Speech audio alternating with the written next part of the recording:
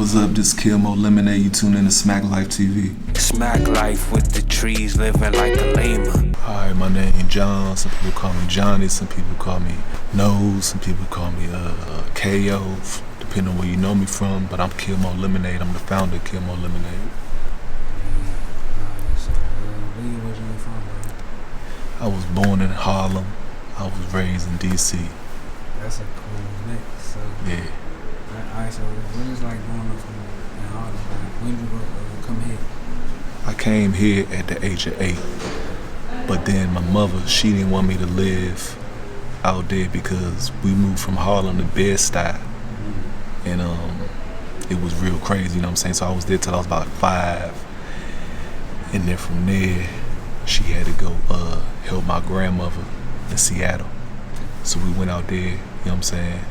And then we came back, and I came here at 8, and then you know what I'm saying, I moved to uptown, and then just moved to different parts of the city. I even stayed in Oxon Hill for a little bit, but yeah, I was mostly living in Southside, Good Hope Road. That's word? Mm-hmm. Like, what part? Like, That's where I used to hustle at. Okay. Yeah, that's where I used to be at. Yeah, 18th, Fendale, all that whole side.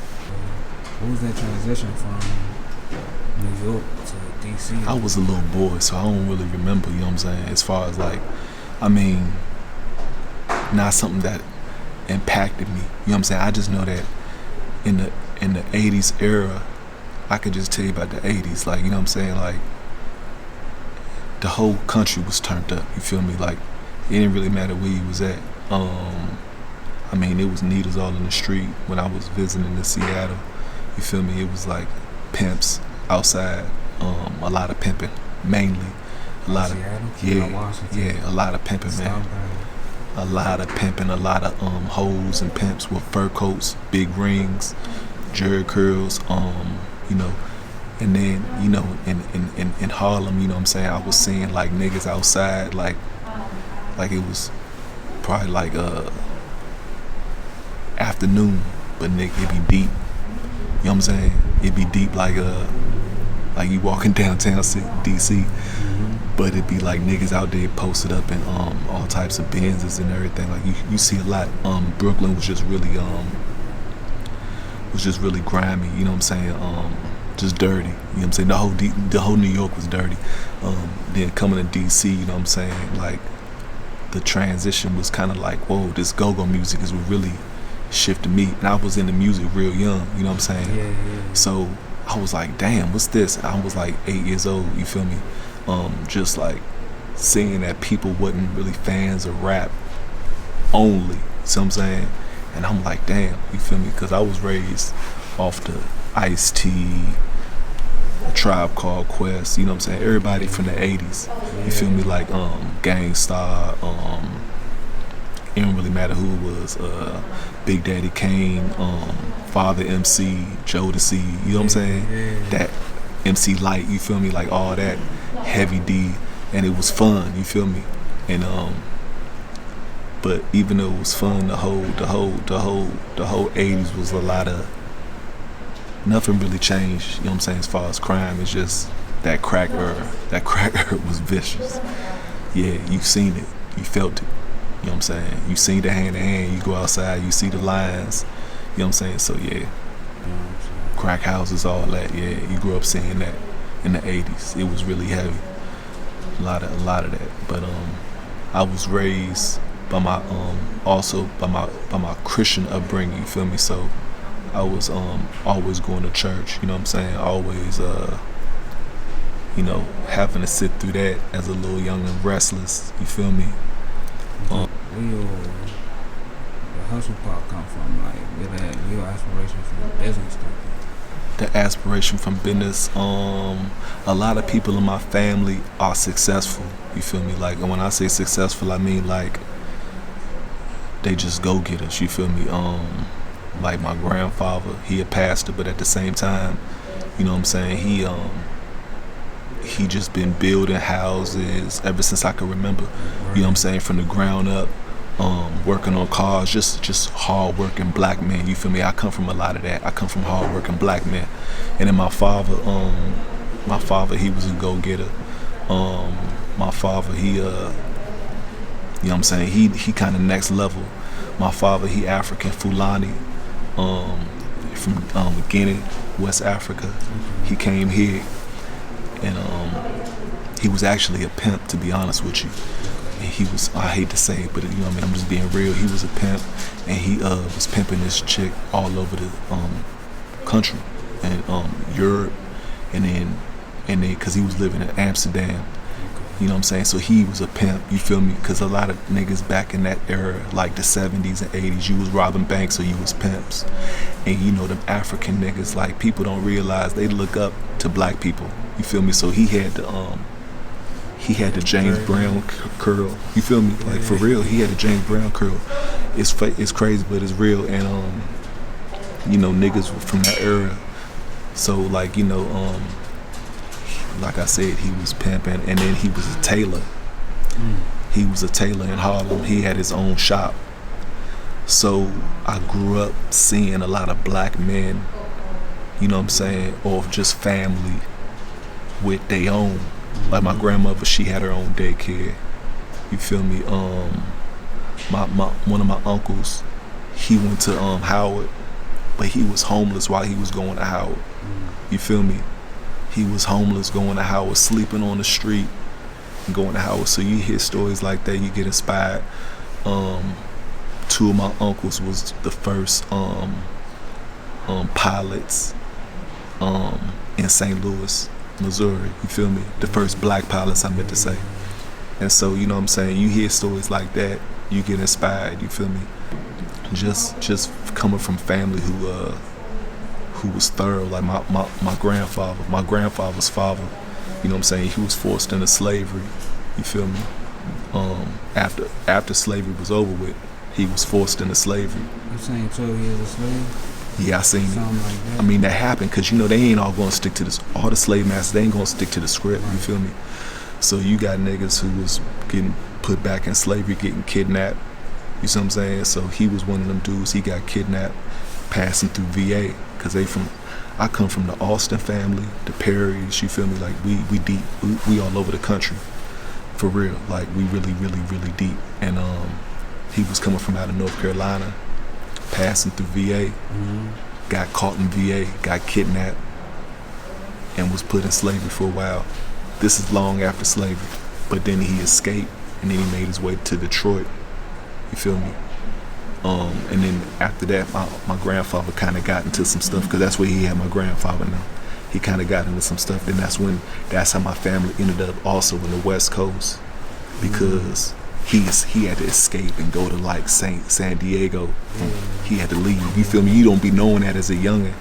But anyway, I say all that to say, you know, my grandfather's father, the one who I said was a slave, you know what I'm saying, like, for a little bit, like, after that, he ain't let that get him down, you feel me? He went and bought mansions. This man, you know, because they already had skills back in the day, because white people wasn't hiring you, you feel me?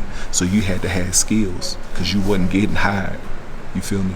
So, you know what I'm saying, he knew a lot of stuff, you feel me? And he knew how to build with his hands. Man, the man ended up buying several mansions and houses all over the country, you feel me? So, like, you know what I'm saying, that's where the drive come from. It's like in my family, you feel me? Seeing it, hearing about it, yeah. And then, like I said, and then back to my father. Like I said, my father was a tailor, you feel me? And that was his own shop in Manhattan, downtown, not Harlem, not the hood. In Manhattan, downtown. They was getting that money for work. Downtown. So that's big. This a black man, this an African man coming from a hut, you feel me? Coming from living in a hut, bounced back. He just died, you know what I'm saying? But he died 3 wives, because he Muslim, I'm Christian. But he died with 3 wives, three apartment complexes, because he took it back out there. He bought 3 apartment complexes. Yeah, thank you. You know what I'm saying? He bought 3 apartment complexes, 4 units, 12 4 floors, 12 units on each floor, 3 apartment complexes. You feel me? So it's like when you hear about that, you like, damn. Yeah. You feel me? You like, damn. Like it's bigger than what we see. Like we can do anything what we put our mind to. You feel me? Sometimes we just need that push. But yeah, seeing that, hearing about that, and then I hate to say it, but even whether it's the good side or the bad side of my family, like the street element, niggas was, you know what I'm saying, suitcases. You feel me? Suitcases and pimps. Because it wasn't just my father, you know what I mean? It was my grandfather's nephews. So, hearing that, seeing niggas with the medallions, with the fur coats, you feel me? It's like, it don't take a whole lot to get when you doing wrong, but it take a lot to get when you doing right. And you know what I'm saying, to be truthful, I ain't even really making a whole rack of bread off of this KillMoe Lemonade. It's just that the hustle is in me, and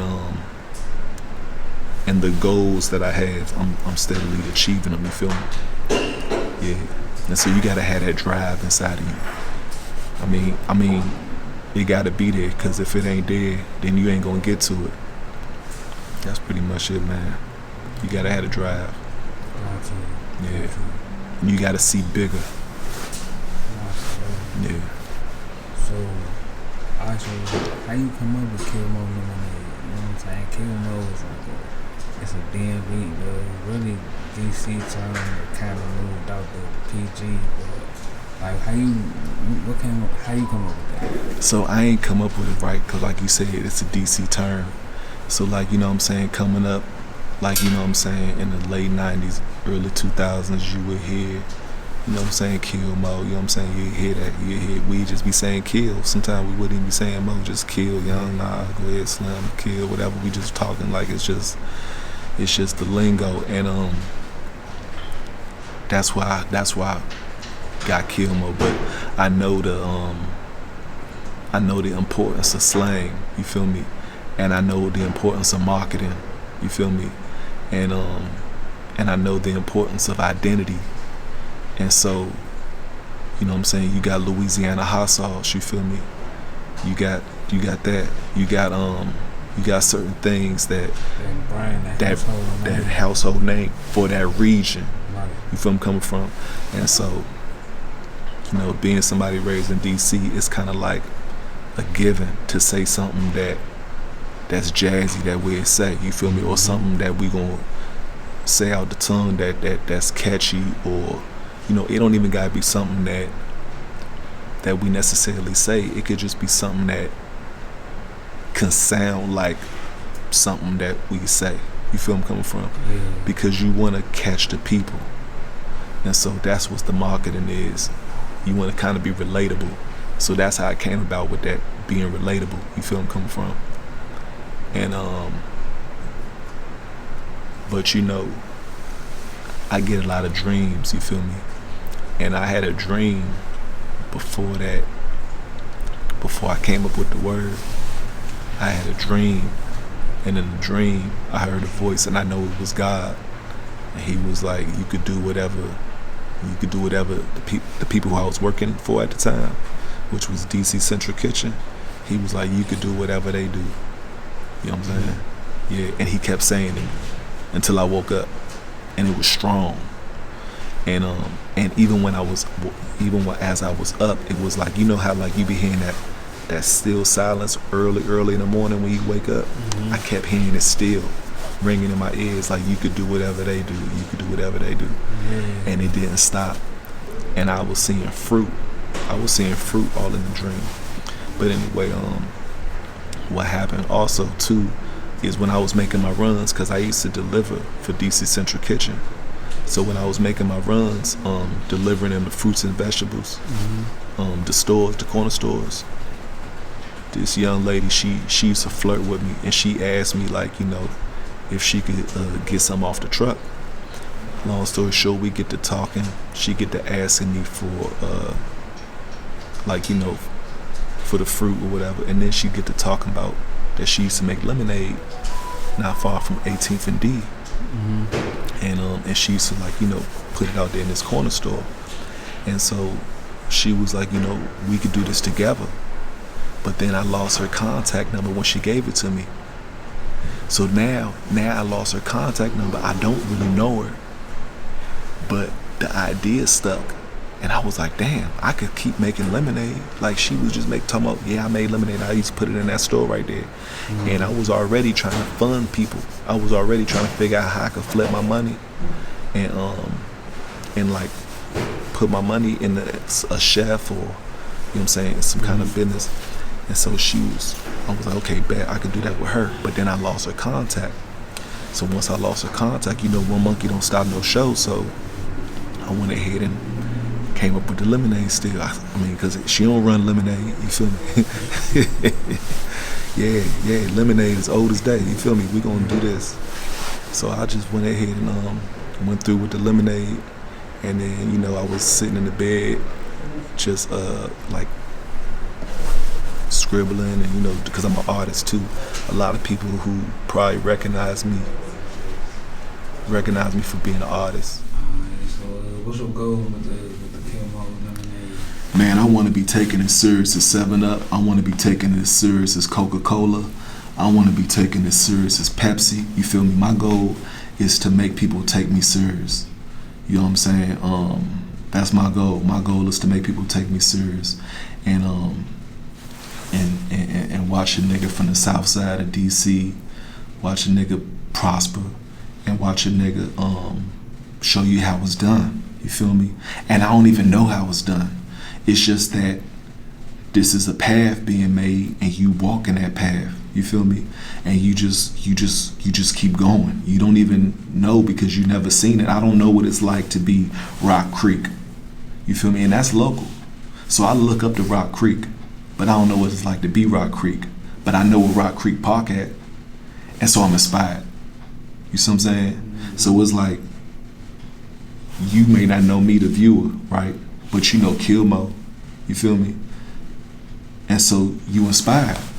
You see what I'm saying? And so as I'm inspired, I'm moving.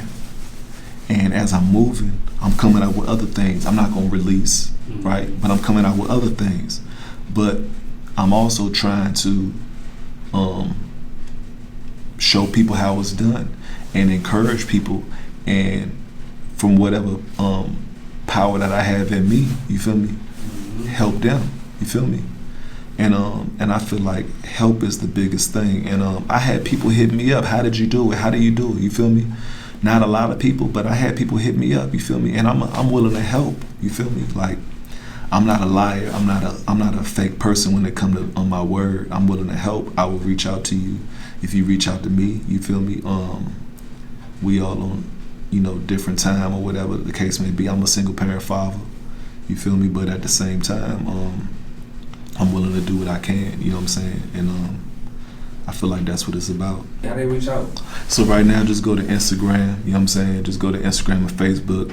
I got a website, but you know what I'm saying? That's in the works because I also already had one. It was KillMoe Lemonade.store, because you got people, I'm gonna tell y'all this too. When you get your brand, hurry up and lock it in, because if you get your name known, people it's leeches in the cut watching you, and they're gonna try to buy your .com, right? And so I had KillMoe Lemonade .store because somebody already bought .com. They bought KillMoeLemonade.com. You feel me? But then that expired, so now I got it.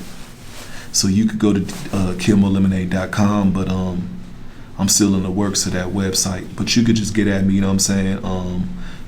You could get my number on Instagram, you know what I'm saying? I'm reachable.